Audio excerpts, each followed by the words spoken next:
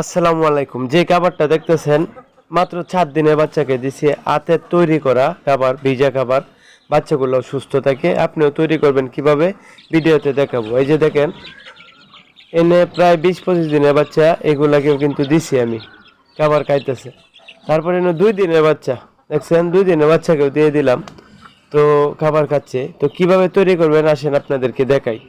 এই যে একটা বল নিলাম, বলের মধ্যে আমি এই যে অল্প পরিমাণ বাতের মার নিছি, এটা হচ্ছে বাতের মার। তো বাতের মার নেওয়ার পর এটার মধ্যে করবেন কি আপনার, এই যে দেখতেছেন এটা হচ্ছে 0 ফিট।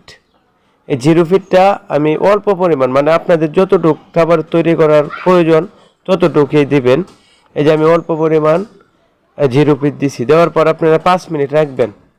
রাখার পর এটারে লাড়াছাড়া দিবেন, এটাকে 5 মিনিট রাখবেন লাড়াছাড়া দিয়ে। দেওয়ার পর আপনারা 5 মিনিট পরে আয়সা এই যে দেখবেন ডালের মতো কইরা নেবেন, লাড়াছাড়া দিয়ে কইরা। তারপর এটার মধ্যে দিতে হবে কি আপনাদের, আমি আপনাদেরকে দেখাই। এই যে গমের যে ভুসিগুলো আছে, এই গমের ভুসিগুলো আমি দেব। খুব একদম খুব সহজে খাবারটা তৈরি করতে পারবেন। বাচ্চাগুলোও সুস্থ থাকবে এবং ওজন বৃদ্ধি হবে। এই যে আপনি যতটুক আপনার খাবারের প্রয়োজন আর কি অতটুক তৈরি করবেন। তারপর হচ্ছে এই যে ভুসি আমি দিয়ে দিলাম। ভুসি দেওয়ার পর এটাকে আবার সুন্দরভাবে আমি মিক্সিং করব। এটাকে সুন্দরভাবে মিক্সিং করব, দেখছেন তো? এটা মিক্সিং করে তারপর আমি এই যে দেখছেন, এই যে এখানে দেখছেন দিয়ে দিছি। এইভাবে আপনার সবগুলাকে দিয়ে দিবেন।